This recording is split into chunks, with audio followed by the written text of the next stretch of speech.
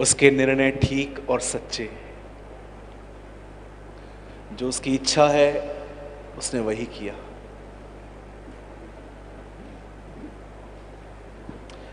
वो राजाओं का राजा है, वो प्रभुओं का प्रभु है। वो मर गया था लेकिन अब वो जी उठा है और वो हमारे अंदर है। कितने लोग उससे मिलने आए हैं आज? Very good. कुछ लोग मुझे देखते होंगे, इसको तो सिर्फ हम YouTube पे देखें, देखो। कुछ लोग बोलते हैं ब्रदर हम सिर्फ आपको YouTube पे देखते हैं। ठीक है, देख लो अच्छे से ताकि फिर प्रचार सुन लो।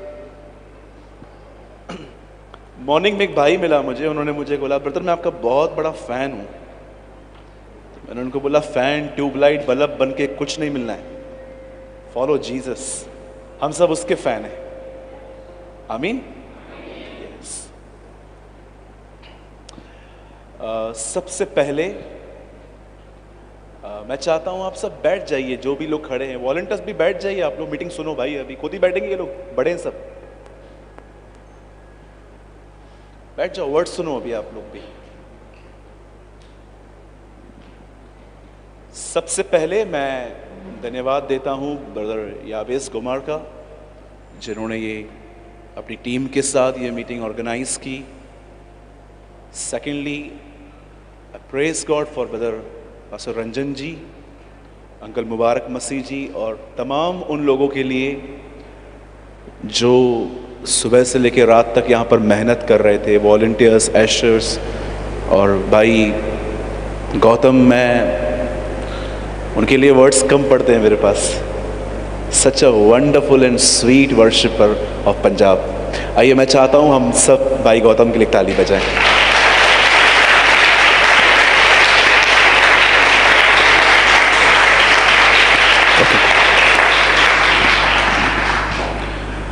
वर्शिपर होना बहुत कठिन है, सिंगर होना बहुत आसान है।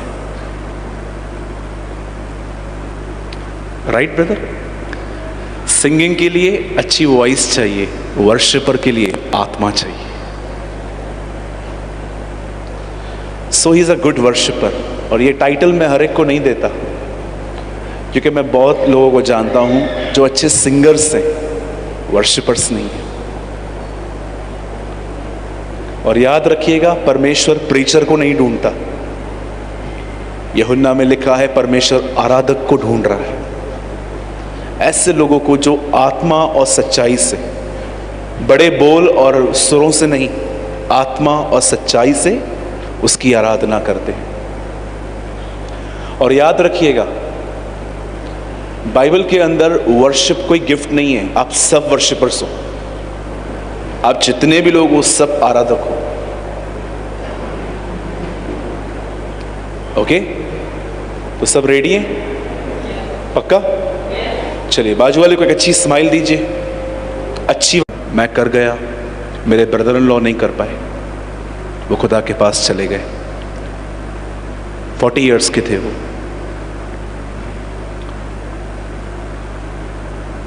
अब जानते हैं, इस कोविड ने बॉम्बे को एक लेसन सिखाया। और जानते हैं वो लेसन क्या था? चाहे तुम्हारे पास कितने भी पैसे हों, अंत में काम तो वही आएगा। ट्रस्ट।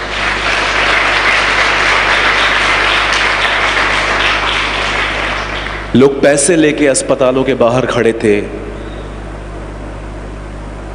बिल्कुल हेल्पलेस। पैसे थे, बेड नहीं था। पैसे थे, वेंटिलेटर नहीं थे। पैसे थे, मास्क नहीं था। पैसे थे, डॉक्टर्स नहीं थे। हर जगह पे वेटिंग वेटिंग वेटिंग। दम तोड़ रहे थे लोग, ऑक्सीजन नहीं थी। मातम था, मातम। मैं जब वो मिस्र की वो रात पढ़ता हूं ना, जब इजराइल के लोग मिस्र से निकले थे, वो सेम नाइट मैंने मुंबई में देखी थी कि कैसे मौत का फरिश्ता घूम रहा था। कुछ काम में नहीं आ रहा था।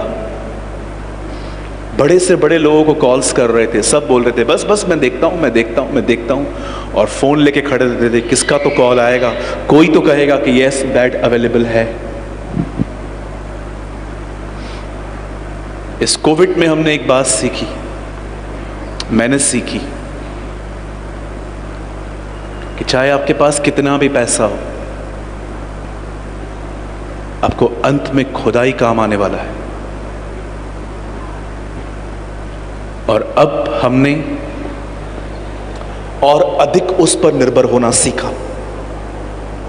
हम पहले भी थे, लेकिन उतने नहीं थे जितने अब हैं। मैं आप में से हर एक को कहना चाहता हूं, जितने भी लोग हैं, आप जानते हैं आप जानते हैं you are a handicap person if you depend on anyone.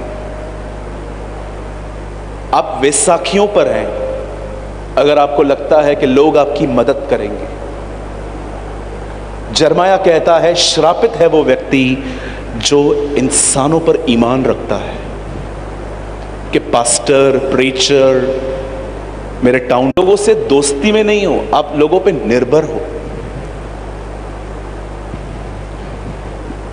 परमेश्वर हर एक से दोस्ती नहीं करता, याद रखिए। आज जरा सोचिए, किससे क्यों कंप्लेन है आपको इतनी? क्यों आपको ऐसा लगता है कि आपकी मदर आपको समझती नहीं, आपका भाई आपको नहीं समझता, आपके फादर सिर्फ और सिर्फ आपके ऊपर बोझ डालते रहते हैं? क्यों आपको लगता है कि मेरा पास्टर मुझे नहीं समझता? याद रखिए, ओवर एक्सपेक्टेशंस बहुत बड़ा पॉइजन है आज। इसकी वजह से ही आज सब कुछ खत्म हो रहा है। बहुत सारी बहनें अपने बच्चों को कहती हैं, इतना तुझे बड़ा किया, तूने मेरे लिए क्या किया? मैंने तो इतना कुछ तेरे लिए किया। आप क्यों लोगों से इतनी उम्मीद करते हैं? हाँ, ठीक है, आपके बच्चों का फर्ज है कि जब वो बड़े हो जाते हैं तो वो कमा के आपको खिलाएं, इसमें कोई गलत नहीं है। पर कुछ लोग है ना, इतनी अटैचमेंट में होते हैं, इतनी अटैचमेंट में। आप जानते हो, जो भी लोग खुदा से ज्यादा लोगों से मोहब्बत करते हैं, जानते हो बाइबल उन्हें क्या कहती है? यीशु ने एक आदमी को कहा, मेरे पीछे हो ले। वो कहता है, प्रभु मैं अपने पिता को गाड़ के फिर तेरे पास आऊंगा। एक्चुअली उसका बाप मरा नहीं था, वो ये कह रहा था, मेरा डैड जिंदा है, मुझे इसकी सेवा करने दे, जब वो मर जाएगा मैं तेरे साथ आ जाऊंगा। और यीशु मसीह ऐसे व्यक्ति के लिए कहता है, मुर्दों को अपने मुर्दे गाड़ने दे। आप जानते हो, वो लोग जो खुदा से ज्यादा संबंधों से प्रेम करते हैं, बाइबल उन्हें मुर्दा कहती है, डेड क्रिश्चियंस, मरे हुए लोग। इसीलिए प्रभु इब्राहिम से कहता है, इब्राहिम तूने मेरे लिए अपना बेटा भी न रख छोड़ा, उसे भी दे दिया, अब मैं तुझे निश्चय आशीष दूंगा। यदि कोई अपने मां, बाप, भाई, बहन, अपने आप को अयोग्य न जाने, वो मेरा चेला कभी नहीं हो सकता। Jesus preach. अगर आपको लगता है किसी के प्रति आपके अंदर नफरत है, शिकायतें हैं, या आपकी नफरतें इतनी बढ़ गई हैं कि आप अंदर ही अंदर कहते हो, एक मर्डर माफ हो तो उसका कर दो। हमारे मुंबई में बहुत लोग एक दूसरे को कहते हैं नफरत में, मुझे एक मर्डर माफ हो ना, मैं तेरा कर दूं। अगर आप ऐसी स्थिति में हैं, किसी दुआ का उत्तर नहीं आएगा। 40 डेज की फास्टिंग कर लो, कुछ नहीं होने वाला।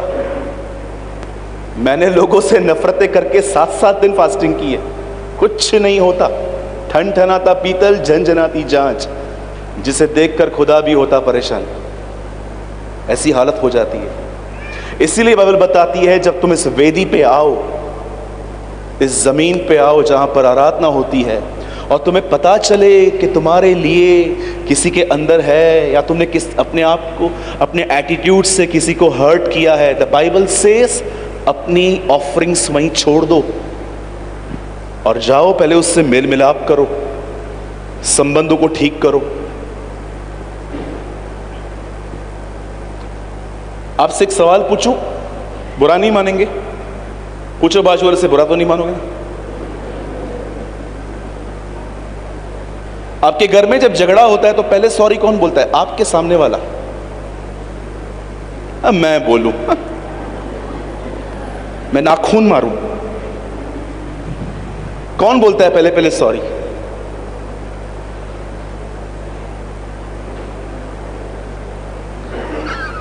पता नहीं किसने बोला, कोई नहीं बोलता है। तो फिर तो घर पे चलता रहेगा ये सब।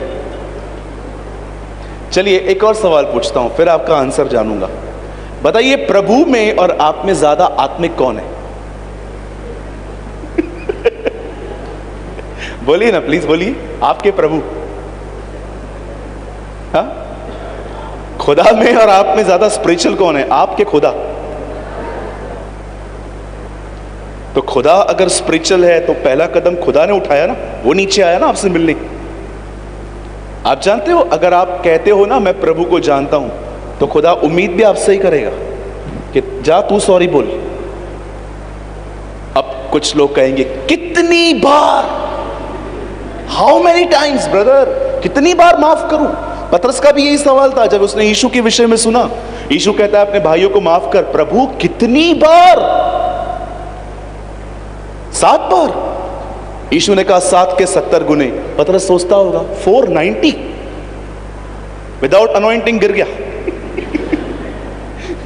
ऐसे ही गिर जाएगा। आप जानते हैं प्रभु ने आपको एक दिन में एक व्यक्ति को 490 बार माफ करने की आज्ञा दी है। हाँ, एक दिन में। अब आप मुझे बताओ, 490 बार कोई गलती करेगा? नहीं करेगा। इट मींस माफ करते ही रहो।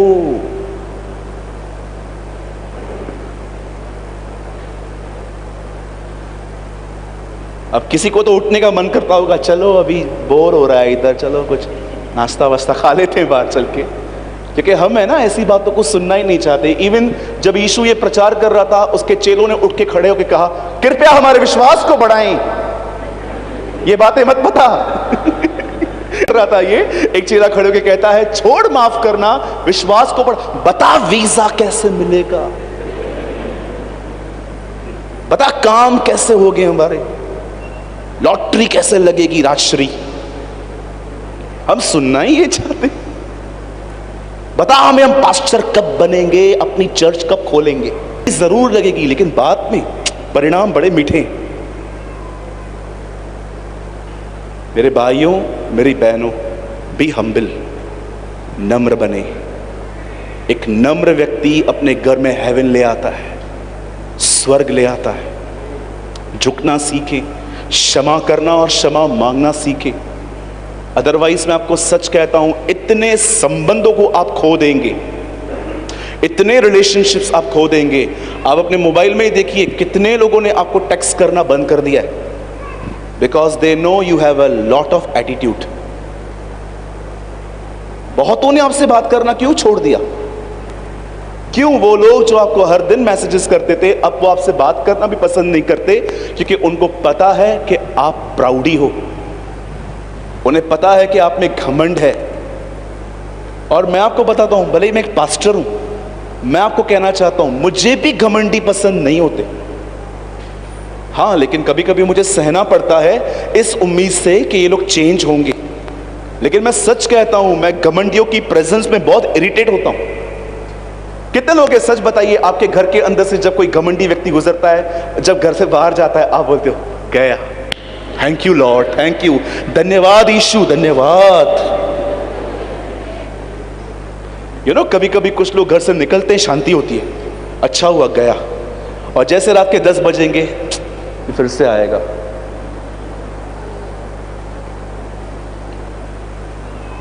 बोलो यीशु मसीह की। ओके, शुरू करें। देखो घर की बातें बहुत आती है मेरे को, घर घर में घुस जाता हूं मैं। और मेरी बहनों, आपको एक सलाह दूं, पक्का मानेंगे, सिर्फ बहनें, भाइयों को भी देता हूं, पहले बहनें।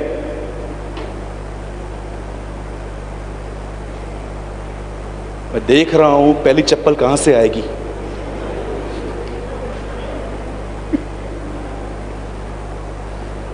मेरी बहनों, यहां की बातें वहां करना बंद कर दो, आपके घरों में शांति होगी। बस पति निकला घर से,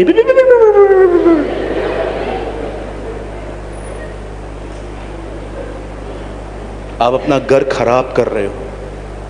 एक दिन, मार्क माय वर्ड्स, परमेश्वर मेरे शब्दों को मान देता है। मैंने देखा है, मैं गवाही देता हूं। अगर आप यहां की बातें वहां करोगे, ट्रस्ट मी, एक दिन आपका घर टूटेगा। Mark my words. मैं नेगेटिव नहीं, मैं फैक्ट्स बता रहा हूं आपको। और मेरे भाइयों, मैं आपको भी एक सलाह देता हूं, सिर्फ पैसों के पीछे मत भागो, खुदा के पीछे भागो। परमेश्वर को अपना समय दो। मैं फिर से कहता हूं मेरी बहनों, आप ब्लेस्ड होंगे अगर आप मेरी इस बात को समझेंगे। यहां की बातें वहां, वहां की बातें यहां, चुगलियां मारना बंद कर दीजिए। स्टॉप। आप जानते हैं जिन्होंने दानियल की चुगली मारी थी वो लोग कहां गए थे? वाह, प्लीज इस बच्चे के लिए ताली बजाइए।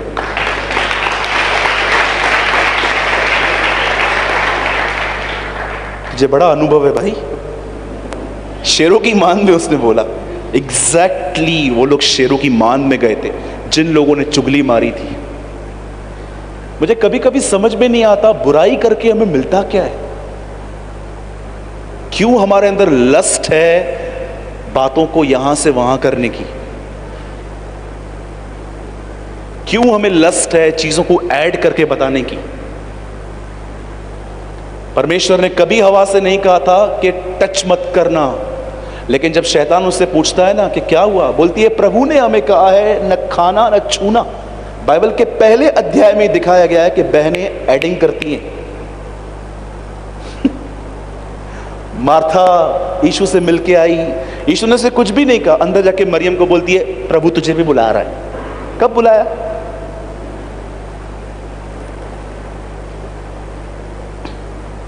आपको खाली टाइम मिलता है ना, रीड गॉड्स वर्ड, बाइबल को पढ़ें, दुआ में समय बिताएं। आपकी कोई सहेली है, आपका कोई दोस्त है जो डिप्रेशन में है, जो बिल्कुल दवाइयों पे डिपेंड हो गया है, उससे मिलिए, उससे कुछ जीसस के लिए बताइए। Spend your time wisely. मैं गवाही देता हूं अपने आपको, मेरी अपनी गवाही है, ये मेरी टेस्टमनी है। मैं बिल्कुल अपना समय बर्बाद नहीं करता, बिल्कुल भी नहीं। मुझे टाइम होगा मैं प्रेयर करूंगा, मुझे टाइम होगा मैं वचन पढ़ूंगा, मुझे टाइम होगा मैं किसी डिस्टर्ब आदमी से बात करूंगा, मुझे टाइम होता है मैं सो जाता हूं, नींद करता हूं। मुझे पता है मुझे बहुत मेंटल रेस्ट चाहिए रहता है, क्योंकि मुझे प्रीच करना है, 2-3 घंटे हर दिन बोलना है। मैं आपको फिर से कहता हूं, मुंबई में अगर आपके पास कोई विजिटिंग कार्ड होगा ना बॉम्बे का, आप लोगों से रास्ते पे रुका के उनको बोलो अंकल ये एड्रेस कहां का है, जानते हो क्या बोलेंगे? सीधा जाओ। उनके पास आपको एड्रेस बताने के लिए भी टाइम नहीं होता है, वो समय को पैसों की तरह खर्च करते हैं, क्योंकि एक कमर्शियल वर्ल्ड है वहां पर पूरा। 1 मिनट अगर मुंबई में लाइट बंद होती है तो 11,000 करोड़ का नुकसान होता है वहां। 1 मिनट वहां पर इतना वो वैल्यूज देते हैं। आपके पास टाइम है, हो सकता है हम सबके पास अलग अलग वरदान है, भाई वर्शिप करते हैं, मैं प्रीच करता हूं, पास्टर जी प्रीच करते हैं, पर आपको पता है एक बात में हम सब एक समान हैं, हम सभी को 24 घंटे मिलते हैं, और ये आपके ऊपर है कि उन 24 घंटों के साथ आप क्या करते हो। चलिए हम स्टार्ट करते हैं। आज सिंपल सा वर्ड है और मैं बिलीव करता हूं आप बहुत आशीष पाएंगे। आमीन।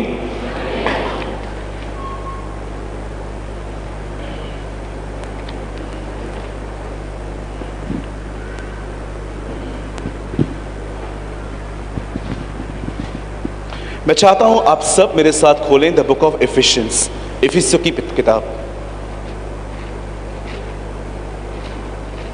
सब लाए हैं बाइबल अपना? कितने लोग बाइबल लेकर आए हैं? उठाइए।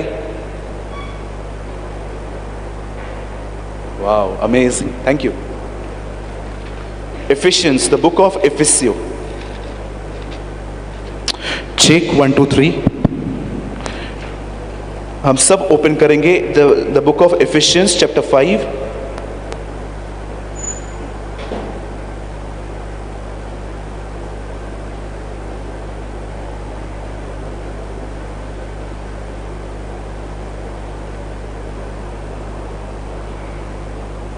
सबने खोला 5वां अध्याय।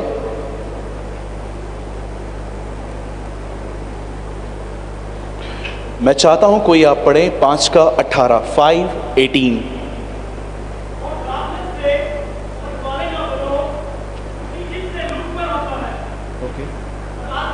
एक सेकेंड।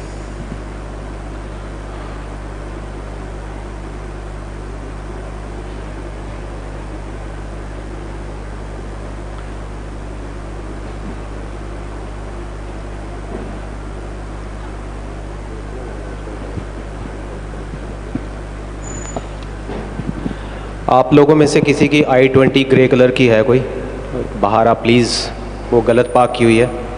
किसी की भी i20 कार ग्रे कलर की, आप प्लीज़ जाके वो उसको ठीक करिए। 8287 8227। आप प्लीज़ जिसकी भी है जाके देख सकते हैं। या नहीं चाहिए तो हमको दे दो। जा रहे हाँ, थैंक यू। सॉरी।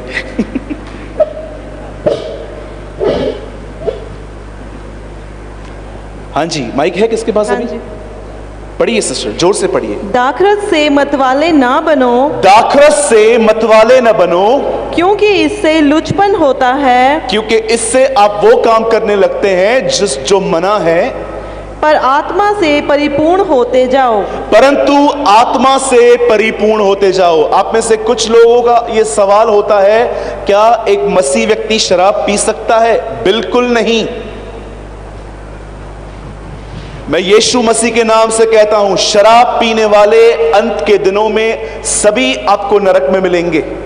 बोलो आमीन। हाँ, इन शब्दों पे भी आमीन बोलना सीखिए।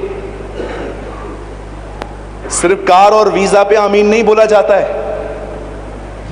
प्रकाशित वाक्य में यूहन्ना कहता है, हर छाती उसे देखकर अपने आप को पिटेगी। और जानते हो नेक्स्ट वर्ड क्या लिखा है? आमीन।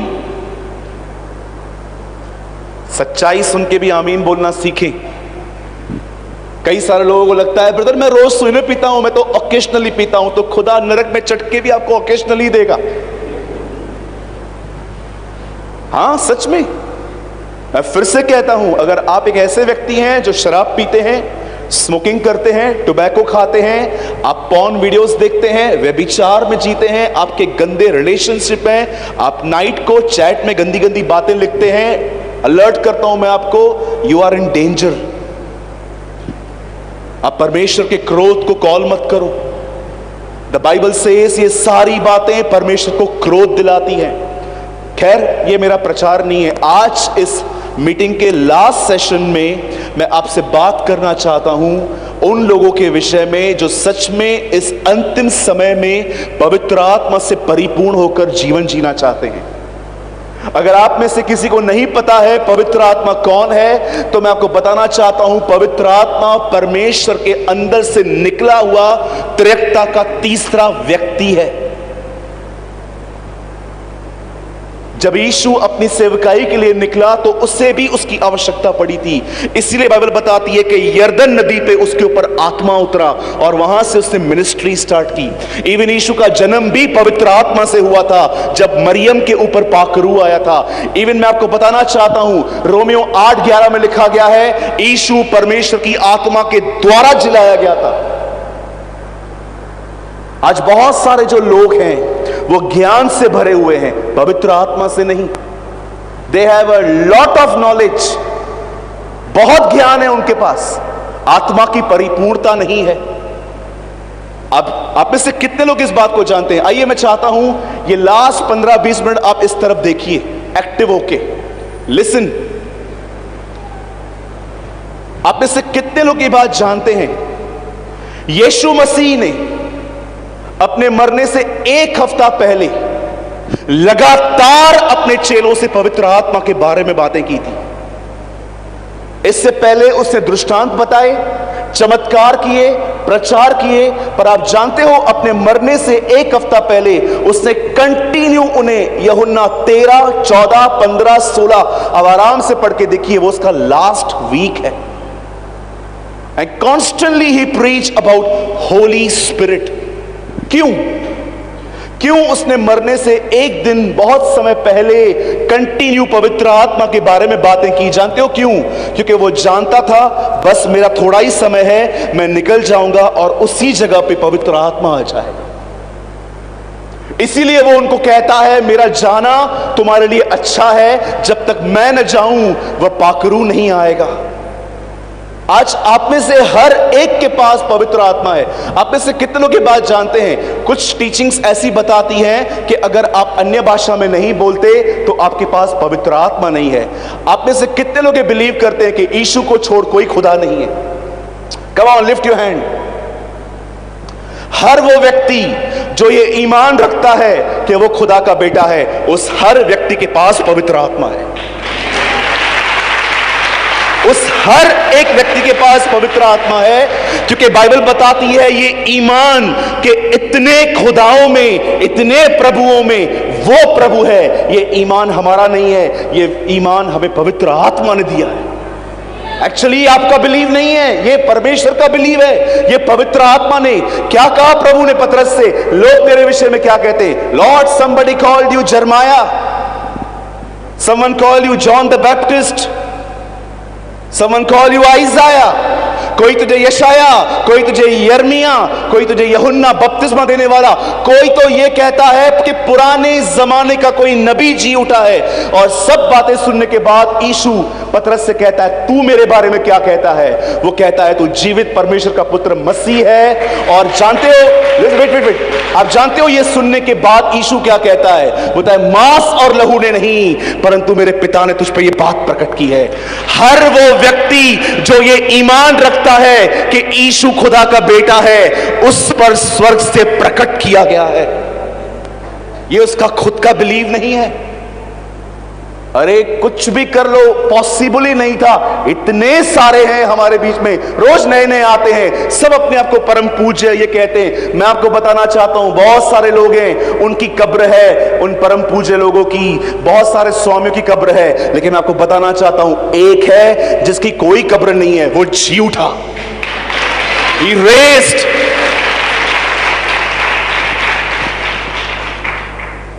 बहुत लोग कहते हैं ब्रदर यीशु ही खुदा है, यीशु ही खुदा है, यीशु ही खुदा है। तो जिनको पहले माना वो कौन है? एक क्वेश्चन पूछता हूं, चैलेंज करता हूं मैं आप सभी को, मुझे बताइए किसी ने आपको ऐसा कहा मैं तेरे गुनाहों के लिए मरा हूं? सबने कहा यहां पैसा रख, यहां ये रख, यहां ये रख, यहां ये रख। किसी ने आपको कहा मैंने तेरे लिए अपनी जिंदगी दी है? कभी आपने सुना कि कोई कहे कि मैं तेरे लिए जी उठाऊं और मुझे तेरी चिंता है?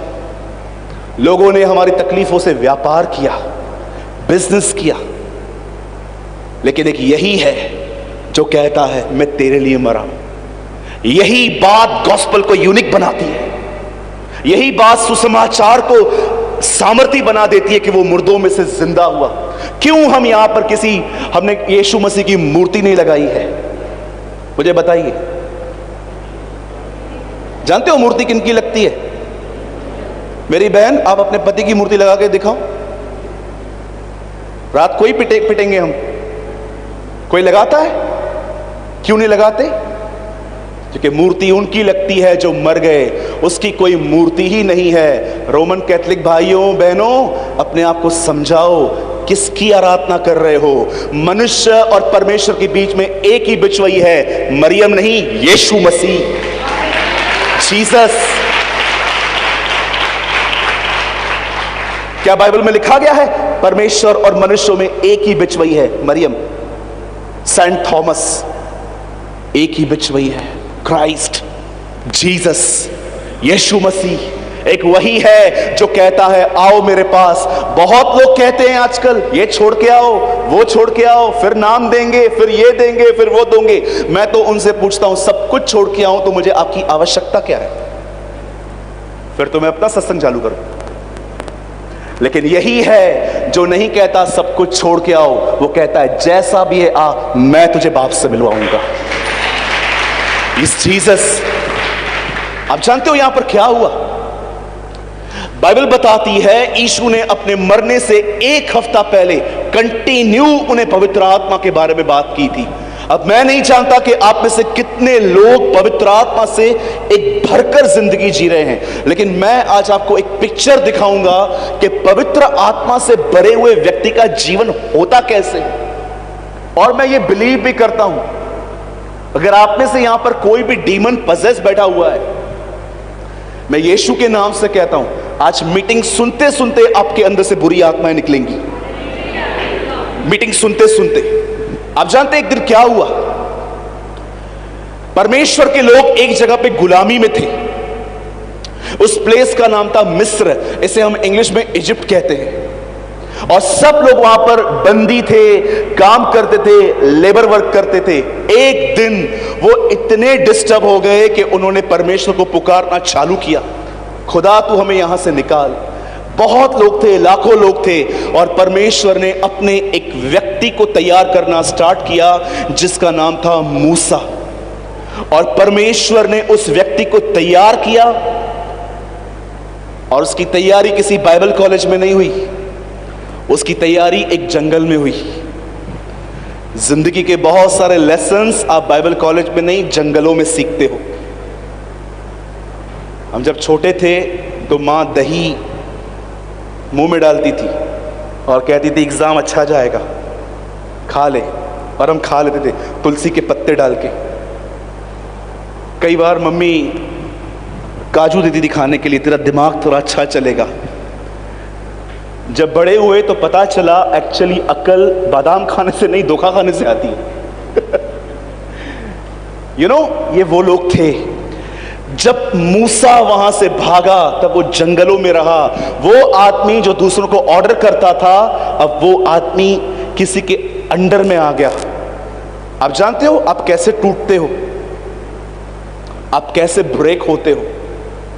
जब आप किसकी अधीनता में चलते हो। अच्छे नहीं चल पाते। आज बहुत सारे अच्छे लोग पास्टर के अंडर में नहीं चल पाते, लोगों के अंडर में नहीं चल पाते, भाग जाते हैं, नहीं हो रहा मुझसे। द बाइबल से 40 साल तक वो आदमी उन्हीं के अंदर में रहा, और एक दिन वचन कहता है खुदा ने उससे बुलाया और कहा मैं अपने लोगों को निकालना चाहता हूं, तू जा और उनको सुसमाचार सुना, उन्हें बता कि मैंने उन्हें छुड़ाने का पूरा प्रतिज्ञा जो किया था मैं पूरा करूंगा। और बाइबल बताती है मूसा फिरौन राजा के सामने जाके कहता है let my people go away, मेरे लोगों को निकाल, मेरे लोगों को जाने दे। लेकिन कई बार उसने नहीं माना, और लास्ट में जब इतनी बड़ी बड़ी विपत्तियां आई, मेंढक पानी छोड़ के उसकी दरबार में चले गए। द बाइबल से पानी लहू में चेंज हो गया। कई बार सूरज नहीं निकलता था उस देश में।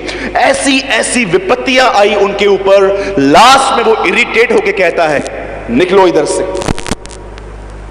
और जानते हैं जब ये लोग वहां से निकले तो एक ऐसी जगह पे पहुंचे जहां समुंदर था।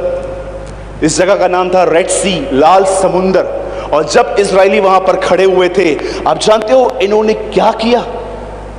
इन्होंने मूसा को कहा तू हमें वहां से क्यों निकाल ले आया? क्या मरने के बाद वहां पर कब्र नहीं मिलती जो हमारी कब्र तू समुंदर में बनाने के लिए आया है? ये वो लोग थे जिनके लिए मूसा उन्हें छुड़ाने के लिए गया। अब इनकी लैंग्वेज देखिए, मिस्र से निकले थे, मिस्र इनके अंदर से कभी नहीं निकला। बहुत लोग दुनिया से निकल के मसीह में आए हैं, दुनिया उनमें से नहीं निकली है। मसीह में आने के बाद भी टिकटॉक ये सब चालू रहता है इन लोगों का। आज भी शो ऑफ करेंगे, फेमस होने के लिए कुछ भी करेंगे, कपड़े उतार देंगे, गालियां निकालेंगे, मिम्स बनाएंगे, बस लोग पहचानने चाहिए मुझे। जानते हो मैं ऐसे लोगों को क्या कहता हूं? दुनिया से निकले हो, दुनिया तुम में से नहीं निकली है। आप देखिए फेसबुक पे क्या करते हैं लोग आजकल, कपड़े उतार के खड़े हो जाएंगे, रास्तों पे नाचेंगे, एक को कैमरा देंगे, उल्टी सीधी हरकतें करेंगे। इवन क्रिश्चियंस ऑल्सो, लड़कियां यहां तक टॉप्स पहनती हैं, वैली बटन दिखता है उनका, और वो फोटो है। और जानते हो लोग आपको क्या कमेंट्स करते हैं? You are looking so sexy. Masih लड़कियां इतने टॉप्स पहन के, लड़कों के बाल देखो आजकल, इधर बीच में बाल, इधर से गुम, ऐसा लगता है इनके ऊपर से कोई ट्रैक्टर गुजर के गया है। अब अगर ये तो स्टाइल है, तो किसको दिखा रहा है भाई? मैं अपने कलीसिया में ऐसे लोगों को पुलपिट पे नहीं खड़ा रहने देता जिनके बाल इस तरह कटे हुए हैं। कलीसिया के अंदर यंग लड़कियां आती हैं, किसको देखें? इसकी वर्शिप सुने कि इसके बालों को देखें? कभी देखा है आपने मुझे किसी वीडियो में ब्लेजर पहने हुए? 1000 वीडियोस हैं यूट्यूब पे मेरे। कभी देखा आपने मैं ब्लेजर पहन के मस्त शाहरुख खान, सलमान खान की तरह खड़ा हो जाऊं? क्यों? हमारा मन नहीं होता कि हम भी अच्छे दिखें? अरे भाई, जिस दिन तू सेवा में आएगा ना, उस दिन बाल कैसे कटवाने हैं ये भी खुदा से पूछना पड़ेगा तुझे। इतना संबिशन में आना पड़ता है। मैं जानता हूं आप में से कुछ लोग मुझे बचकाना, या तो आप सोचते होंगे ही is a mature guy, actually ये हर बात के लिए मना करता है, ये मत कर वो मत कर। आप एक दिन सेवा में आना और देखना खुदा की डीलिंग्स आपके साथ कैसे बदल जाती हैं। चलो मैं आपको एक डीलिंग बताऊं, चक्कर आ जाएंगे आपको सुन के। और ये तो लिखा था, अभी समझा। यूहन्ना जेल में गया, यूहन्ना बपतिस्मा जेल में गए। उनको शक हुआ कि आने वाला यही था कि कोई और है। अपने चेलों को बोलता है जाओ पूछ के तो आओ, आने वाला यही है कि हम किसी और का वेट करें। अब वो लोग वहां पर यीशु के सामने जाके कहते हैं यूहन्ना ने हमें भेजा है, हम क्या कहें? आने वाले आप ही थे कि कहीं और कोई और है? एक्चुअली यूहन्ना के अंदर शक क्यों आया? क्योंकि यूहन्ना चाह रहा था कि अगर ये मसीह है तो मुझे छुड़ाए ना, वहां क्यों बैठा है? अब यीशु ने जब ये बात सुनी कि ये शक कर रहा है, यीशु को ये बोलना चाहिए ना, हाँ मैं ही हूं, उसको बोलो शक न करे। जानते यीशु ने क्या किया? बीमारों को चंगा किया, अंधों को आंखें दी, लंगड़ों को चलाया। और जानते क्या कहा? जाओ उसे बताओ मैं ये कर रहा हूं, मैं सबके लिए करूं, तेरे लिए नहीं करूंगा। क्या करेगा? That's deal. मैं सबके लिए मिरेकल करूंगा, तेरे लिए नहीं करूंगा, क्योंकि तू सर्वेंट है, तुझे सिखाना है बहुत कुछ। That's dealing. 1000 बार इस्राएली पाप करते थे, माफ किए जाते थे। मूसा ने एक बार पाप किया, प्रभु ने कहा तू कनान नहीं जाएगा। क्या समझते हैं आप सर्वेंट्स को? अलग डीलिंग है ब्रदर। मुर्दों को जिलाता था पौलुस और रात भर अपने दर्द के लिए दुआ करता था, मुझे पेन हो रहा है, मुझे ठीक कर। प्रभु उसको बोलता है no, I will give you my grace. अरे मैं दूसरों के लिए हाथ रखता हूं, वो चंगे हो जाते हैं, मैं खुद बीमार। यस, ये लोग मूसा को कहते हैं मूसा मरने के लिए कब्र नहीं थी। और जानते हो मूसा ने क्या किया?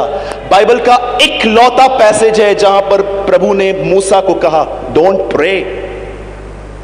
प्रभु उसको कहता है, मूसा प्रभु के पास जाके कहता है प्रभु ये क्या है, ये क्या कर रहे हैं? प्रभु बोलता है तू मुझसे क्यों बात कर रहा है? Why you are praying?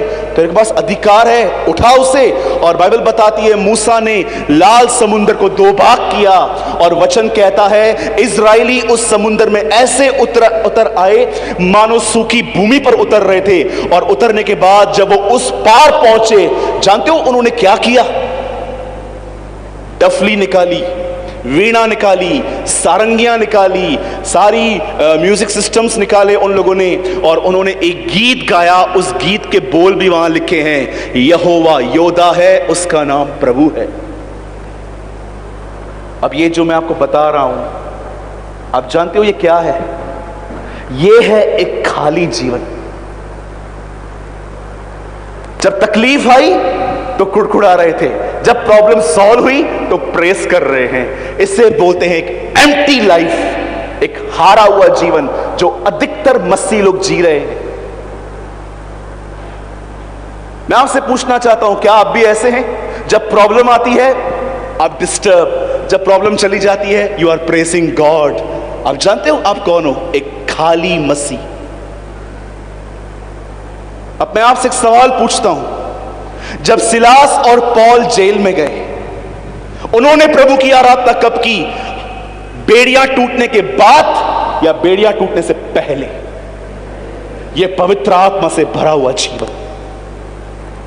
जो व्यक्ति पवित्र आत्मा से भरा हुआ रहता है वो परिस्थितियों के ठीक होने के बाद आनंद नहीं करता, वो उन्हीं टफ परिस्थितियों में परमेश्वर को आदर देता है, वो परमेश्वर को महिमा देता है। अगर आप पवित्र आत्मा से भरी हुई जिंदगी जी रहे हैं ना, तो आप कभी वेट नहीं करेंगे कि हालात ठीक हों फिर मैं खुदा का शुक्र करूंगा।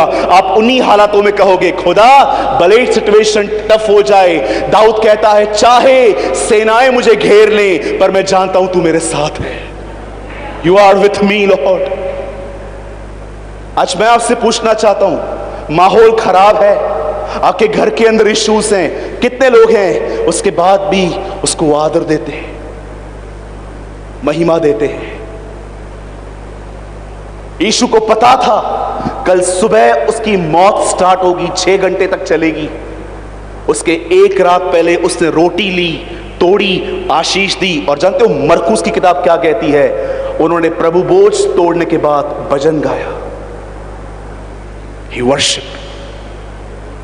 एक खाली जीवन है वो जो ठीक होने के बाद आनंद करता है। इस तरफ कुड़कुड़ा रहे थे, सब ठीक हो गया तो डफली बजा रहे थे। ये एक एम्प्टी लाइफ है। लेकिन सच्चा जीवन जानते क्या है? जब पौल और सिलास मिनिस्ट्री करने की वजह से, सुसमाचार प्रचार करने की वजह से जब वो जेल में गए, वो वहां पर ऐसे हमारी तरह रुके हुए नहीं थे, एक दूसरे को बोल रहे थे प्रे फॉर मी, दुआ करना सब ठीक हो जाए। वो लिखा है वहां पर आराधना कर रहे थे। कौन से इंस्ट्रूमेंट्स थे भाई उनके पास? डफली थी, गिटार था, कांगो था, हाथ में बेड़ियां थी, उन्हीं को बजा रहे होंगे। यीशु नाम की जय जय हो, यीशु नाम। उन्होंने अपने चेन्स को ही अपना इंस्ट्रूमेंट बनाया था। और जब तूफान आया वहां पर, वहां अभिषेक आया, द बाइबल सेज सुनने वाले आजाद हो गए। कलीसिया में आज 2 तरह के लोग हैं। एक वो होते हैं जो आराधना करते हैं, दो दूसरे होते हैं आराधक को देखते रहते हैं। देखा है आपने? वो आराधना कर रहे थे, ये लोग सिर्फ देख रहे थे, वो भी आजाद हो गए। और याद रखिएगा, पौलुस और सिलास ने वहां पर आराधना छुटकारे के लिए नहीं की। आजकल कई बार जब आराधना होती है, आराधक बोलता है कितने लोग को छुटकारा चाहिए, आओ आराधना करें। उन्होंने छुटकारे के लिए आराधना नहीं की। कहां लिखा है भाई? पढ़िए वहां पर, छुटकारा होने के बाद भी वो लोग वहीं खड़े थे, भाग नहीं रहे थे। उन्हें पता था परमेश्वर हमारे साथ है। अगर वो जेल में भी लेकर आया है तो उसकी कुछ मर्जी है। और आप पढ़ सकते हो, उन्होंने जेल में भी एक कलीसिया बनाई। They build a church in the jail. आइए मैं एक सवाल पूछ के इस मीटिंग को 2 मिनट में खत्म करूंगा। आप ऐसे कितने लोग हैं यहां पर जो आत्मा से परिपूर्ण होकर जिंदगी जीते? ज्ञान तो आप में से बहुतों को होगा। मांगो तो तुम्हें, ढूंढो तो तुम, खटखटाओ तो। देखो, आधा वचन मैं बोल रहा हूं, आधा आप बोल रहे हो। ज्ञान तो आपके पास बहुत है, पर पवित्र आत्मा से परिपूर्ण कितने हैं? आप जानते हैं कौन से लोग पवित्र आत्मा से परिपूर्ण होते हैं? यहां देखिए, जो कीमत चुकाते हैं, they pay the price। Brother, आप प्रीचर्स बोलते हो कीमत चुकाओ, कीमत चुकाओ। बाइबल में कहां लिखा गया है कि पवित्र आत्मा को पाने के लिए, उसकी भरपूरी को पाने के लिए कीमत चुकानी पड़ती है? आपको वचन चाहिए? Shall I give you? पढ़िए मत्ती 25 अध्याय। वो 5 कुंवारियां, नहीं खोलिए मत, यहां देखिए। वो 5 कुंवारियां जिनके पास ऑयल नहीं था, जानते हो उन 5 से क्या कहती हैं? हमें तेल दे, और जानते हो 5 ने उत्तर क्या किया? मोल लो, परचेस करो। ऑयल फ्री में नहीं है, जाओ और परचेस करो। जानते हो ऑयल कैसे मिलता है? ऐसे मिलता है। पापा जी हाथ रख दो, पापा जी पैर रख दो, इससे नहीं मिलता। हाथ रख दो, पैर रख दो। अरे मैं हाथ रखूं, पैर रखूं, पूरा आ जाऊं, कुछ नहीं होगा। उसके लिए ये घुटने काले करने पड़ते हैं।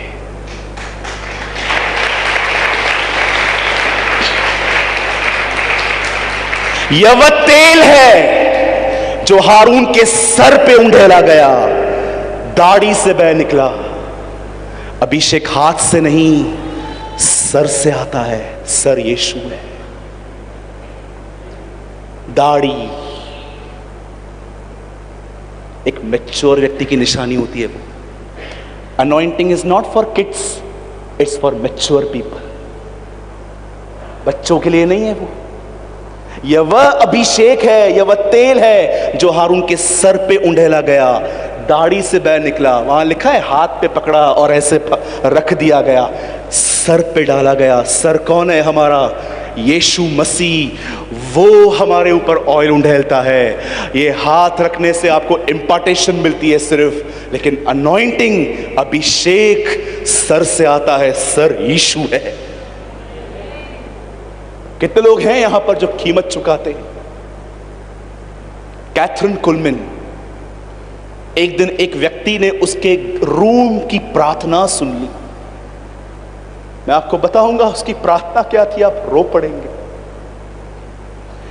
एक आदमी ने उसकी दुआ सुन ली। जानते हो वो क्या दुआ कर रही थी? एक मीटिंग से पहले खुदा को कहती है, क्या तू मुझ पर एक बार फिर से भरोसा करके अभिषेक दे सकता है? मैं वादा करती हूं मैं तुझे सारी महिमा दूंगी। वहां से मैंने जाना, परमेश्वर पवित्र आत्मा सिर्फ मांगने से नहीं, कमिटमेंट से देता है। कितने लोग हैं यहां पर जो खुदा से ये कहते हैं, बहुत बार मैंने इस अभिषेक को गवा दिया, एक बार फिर से खुदा, एंड आई प्रॉमिस यू, मैं वादा करता हूं अब मैं मजाक नहीं करूंगा। अभिषेक के साथ मजाक करने वालों की हालत जानते क्या हुई है? पढ़ के देखिए पुराने नियम के एक व्यक्ति की हालत। जब आत्मा चला गया, उसी प्लेस पे दुष्ट आत्मा वहां पर आया। सेम प्लेस शैतान ने भेजा होगा ना। The Bible says God send the evil spirit. खुदा ने एक बदरू भेजी।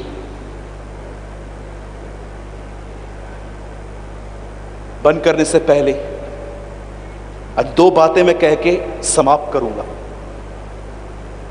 बाइबल स्टार्ट विथ 2 वेज, जीवन के वृक्ष का, भले और बुरे के ज्ञान का वृक्ष। मूसा ने उन्हें कहा, मैं तुम्हारे सामने जीवन और मौत के वचन रख रहा हूं। यीशु मसीह ने कहा, तुम्हारे सामने 2 नींव हैं, एक चट्टान और एक रेत। आज मैं भी आपके सामने 2 रास्ते रखता हूं। एक रास्ता है, घर जाओ, क्राइम पेट्रोल देखो, तारक मेहता देखो, पबजी खेलो, चिट चैट करो बॉयफ्रेंड के साथ, गर्लफ्रेंड के साथ, और रात को मस्ती करते करते, पिज्जा खाते खाते सो जाओ। ये भी एक लाइफ है जो अधिकतर लोग चूज करते हैं।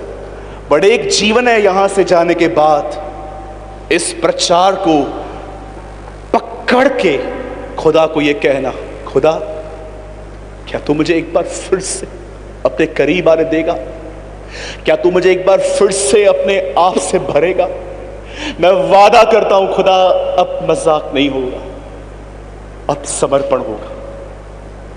और जब परमेश्वर देखेगा कि यू आर सीरियस, मैं यीशु मसीह के नाम से आपके लिए भविष्यवाणी करता हूं, पैर के नाखून से सर के बाल तक आपको भर देगा।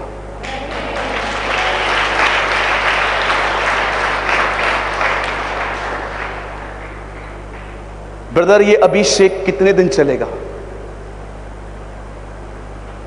हर दिन कीमत चुकानी पड़ेगी। यदि कोई मेरे पीछे आना चाहे तो हर रविवार अपना क्रूस उठाए।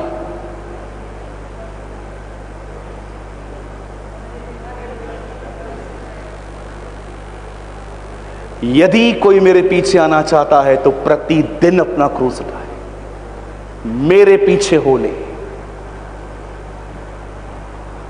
मैंने खुदा से एक दिन कहा था, क्रूस क्यों उठाऊं? सूरज, स्वर्ग क्रॉस को जानता है, तुझे नहीं। जिसके ऊपर क्रूस बना मिलेगा उसी के ऊपर ताकत आएगी। ये वो समय नहीं है कि हम अपने मोबाइल से चिपके हुए रहें। ये वो समय है जब हम खुदा से लिपटे हुए रहें, हम उसके करीब जाएं, हम उससे मांगें। अंत में मैं एक ही बात कहूंगा, अभिषेक उनका है जो लोगों से कम, खुदा से अधिक बात करते हैं। और यह भी बात जरूर कहूंगा, मूर्खता उनके हिस्से में है जो सिर्फ लोगों से बात करते हैं, खुदा से नहीं।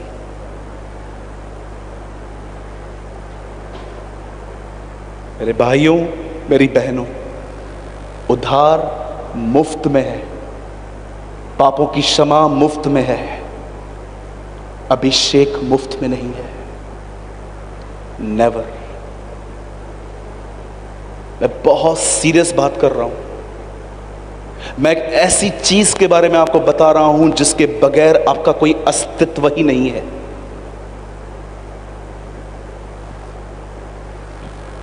ब्रदर, क्या हम और 5 मिनट ले सकते हैं? चलेगा?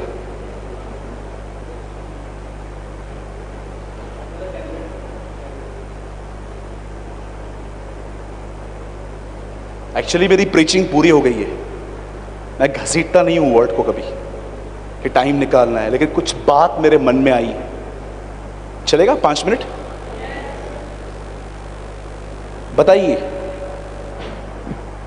शिमशोन के पहले क्या काटे गए? बाल। बाल काटने के बाद उसके बाद क्या हुआ उसके साथ? आइस फोड़ दी गई। बाल किसको दर्शाता था? पावर। स्टार्टिंग से उसकी कमजोरी जानते हैं क्या थी? जवान भाइयों सुनो, लड़की। प्रभु में बढ़ना है ना, दोनों चीजों से बच के रहना, लड़की और पैसा। दूर रहना, जब तक काम नहीं पड़ता ना, बात मत किया करो लड़कियों से। बता आप इतने स्ट्रिक्ट क्यों है? क्योंकि मैंने परिणाम देखे कि कैसे जवान व्यभिचार में गिन के, मैं बिलीव करता हूं भारत में 5000 प्रॉफिट्स होने चाहिए थे, हार्डली 6-7 भी नहीं दिखते। जवानों ने व्यभिचार में गिर के अपनी बुलाहट ही खत्म कर दी है। आप जानते हो, स्टार्टिंग से उसकी एक ही कमजोरी थी, गर्ल्स। एक के साथ, 2 के साथ, आप आज भी आपको ऐसे लोग मिलेंगे, 6-6, 7-7 अफेयर्स। एक को छोड़ा, दूसरे को पकड़ा, फिर तीसरे को पकड़ा, फिर चर्च चेंज की, फिर उसको पकड़ा, उसको पकड़ा, कितने अफेयर्स। और आप जानते क्या हुआ? एक दिन वो एक लड़की के हाथ में आया जिसका नाम था दलाइला। दलीला हिंदी में है। उस लड़की के सामने उसने अपने लूपहोल्स खोल दिए, सब बता दिया कि अगर मेरे बाल चले जाएं तो मुझे कुछ भी नहीं मिलेगा, सब खत्म हो जाएगा। और एक दिन उसके बालों पे छुरी चल गई, बाल काट दिए गए। उसके बाद अभिषेक आना बंद हो गया। उसके बाद दुश्मनों ने उसके आंखें फोड़ दी। सुनिए, अगर अपनी कमजोरियों को खुदा के पास नहीं लेके जाओगे, वो कमजोरियां आपकी प्रेयर लाइफ को खत्म कर देंगी। और प्रेयर लाइफ खत्म होने के बाद अनॉइंटिंग चली जाएगी, और अनॉइंटिंग जाने के बाद आप स्पिरिचुअली ब्लाइंड हो सकते हो। वही बातें जो मैं प्रीच कर रहा हूं, मुझे एक भाई ने कहा था, ब्रदर आप भी सेम बाइबल पढ़ते हो, मैं भी सेम बाइबल पढ़ता हूं, जो बातें आप देख पाते हो वो मैं क्यों नहीं देख पाता? जानते हो क्यों? क्योंकि भाई आपने अपना अनॉइंटिंग खो दिया है। आपको लगता है कोई हाथ रखने से आपको अभिषेक मिलता है। जानते हो रीजन क्या है? आपकी प्रेयर लाइफ खत्म हो गई है, जिसकी वजह से अब आप पे कोई अभिषेक भी नहीं है, और अभिषेक न होने के कारण आप उन चीजों को नहीं देख पाते जो खुदा ने आपके इर्द गिर्द रखी हैं। और लास्ट में देखिए उसकी कंडीशन क्या हुई। लेकिन मैं आप में से हर एक को कहना चाहता हूं, अगर आपको महसूस हो रहा है कि यस भाई ये मेरी कहानी है, मेरे भी बाल काट दिए गए, तो मैं आज भी यीशु मसीह के नाम से कहता हूं वो बाल वापस बढ़ सकते हैं, अनॉइंटिंग फिर से आ सकती है। जानते हो क्या करो? घुटनों पर आओ। एक मिशनरी ने एक आदमी को कहा, go to China and preach the gospel, और वो चाइना गया, गॉस्पेल प्रीच किया। जानते हैं 2 साल में कितने लोगों को बचाया उसने? 0। और 2 साल के बाद वो अपने सीनियर को लेटर लिख के बोलता है, अंकल मैं वापस आ रहा हूं, यहां पर कोई नहीं सुनता। और 2 साल के बाद जब उसने लेटर लिखा, जानते हो मिशनरी ने इसको उत्तर क्या दिया? सिर्फ 2 वर्ड्स, ट्राई टीयर्स।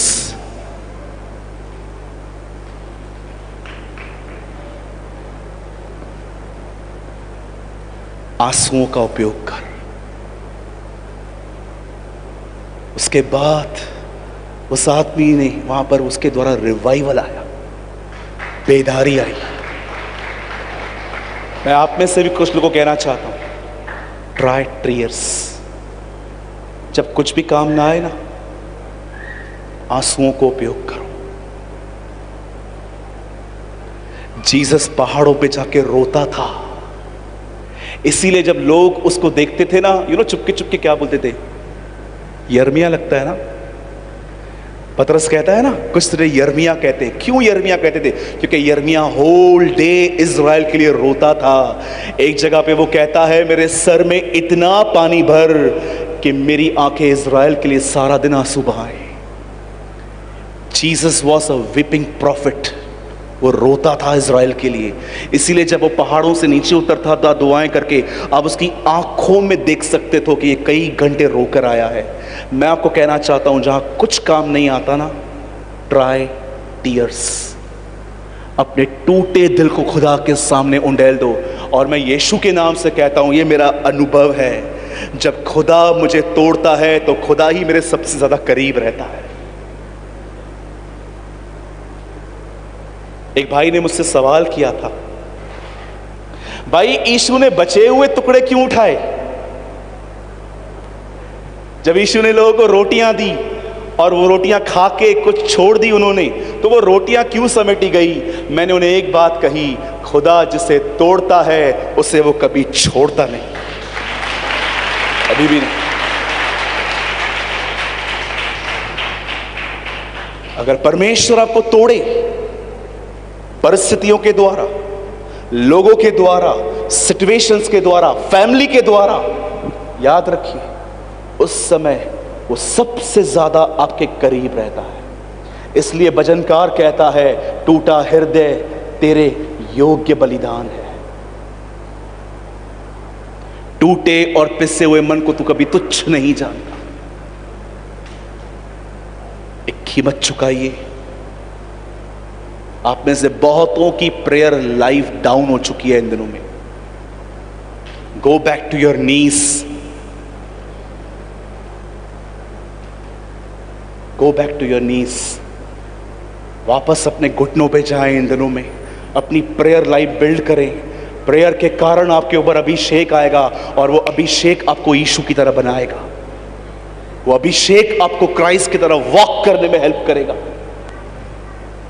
और अगर आप एक प्रचारक हैं तो आपको तो मैं कुछ बोलना चाहता हूं, गुस्से में नहीं बोल रहा हूं, बड़े प्रेम से बोल रहा हूं। सुनना चाहते हैं? अगर आप प्रीचर हैं तो ब्रदर, कितना टाइम प्रेयर करनी चाहिए?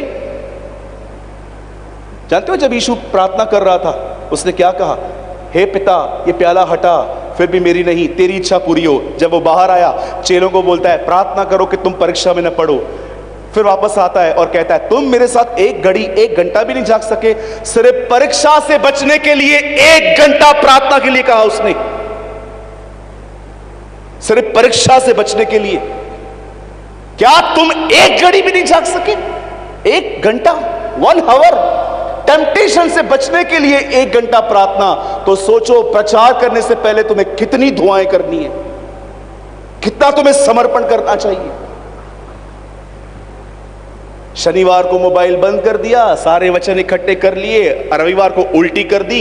ये प्रचार खुदा को नहीं चाहिए। अरे परमेश्वर को वो प्रचार चाहिए जब आप यहां पर खड़े हो जाएं, आपके नोट्स कैंसिल हो जाएं और वो खुद बात करें।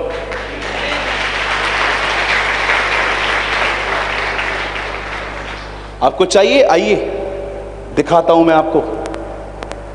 देखिए मेरे नोट्स में क्या लिखा हुआ है। कुछ नहीं लिखा हुआ है जो मैं आज बोल रहा हूं।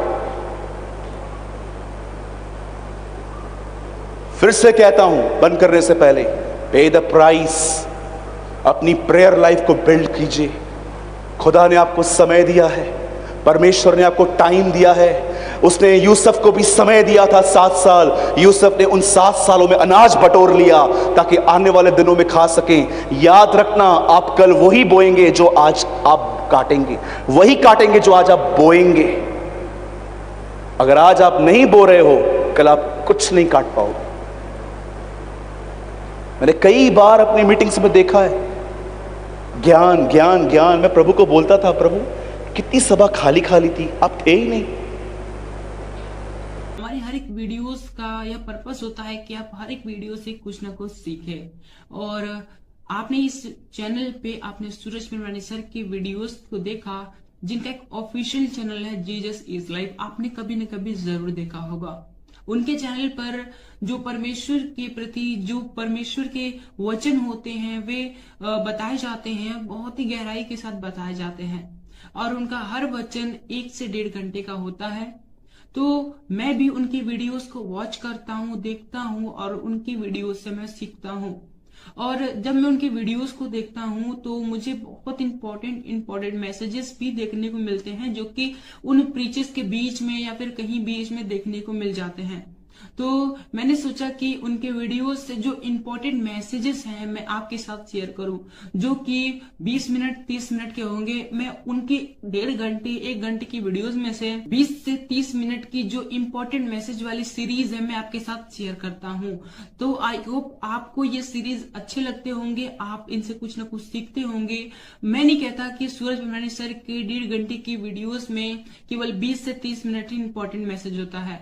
मैं केवल इतना कहना चाहता हूं कि उनका हर एक वर्ड जो परमेश्वर की ओर से होता है बहुत इंपॉर्टेंट है और हमारे जीवन में रोल प्ले करता है। लेकिन हम उन बहुत ही सारे के सारे पॉइंट्स इंपॉर्टेंट है, बट उनसे भी ज्यादा इंपॉर्टेंट जो पॉइंट होता है मैं आपके साथ शेयर करता हूं और आप इस चैनल पे उन वीडियोस को देखते हो।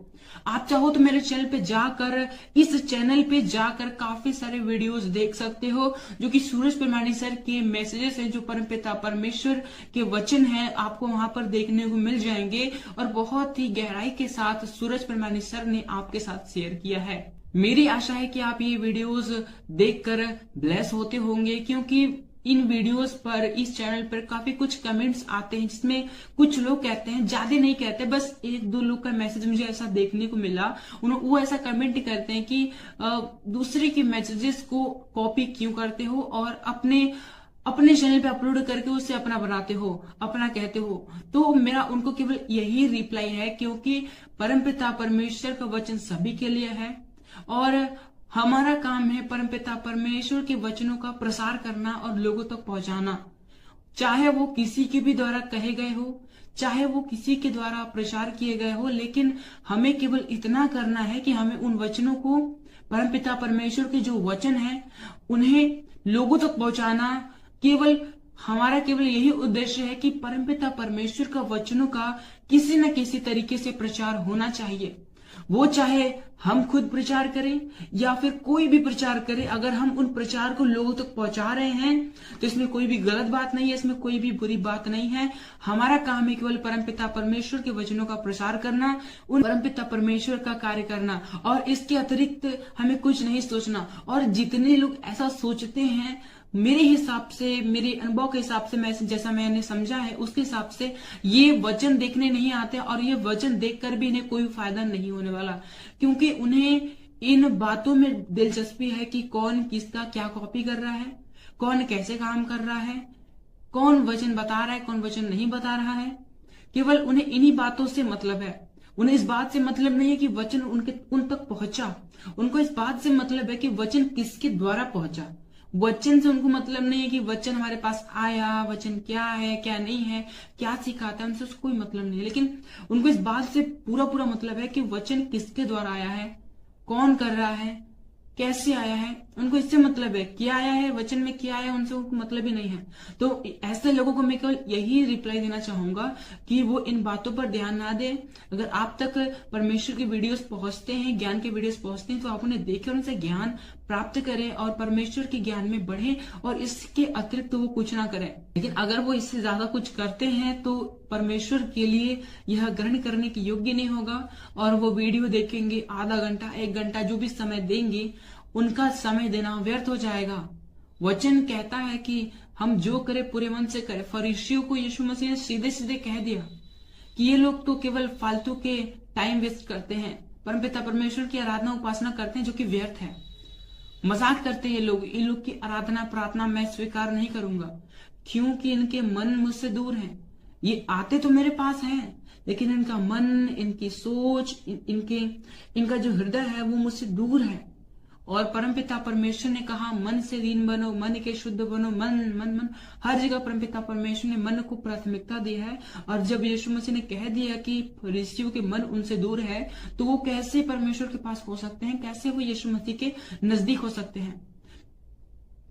इसलिए अगर हमें परमपिता परमेश्वर की उपस्थिति में चलना है, परमपिता परमेश्वर के कार्य को करना है, तो हमें इन बातों पर ध्यान नहीं देना, कौन क्या कर रहा है, कैसे कर रहा है, क्या कर रहा है, इस बात पे ध्यान नहीं देना। हमें इस बात पे ध्यान देना है कि वचन क्या है, वचन क्यों है, वचन कैसे है, मेरे जीवन में वचन कैसे लागू होगा। अगर ये वचन मेरे पास पहुंचा है तो मैं इन वचनों पर कैसे चल सकता हूं, और अगर मैं नहीं चल सकता तो क्यों नहीं चल सकता।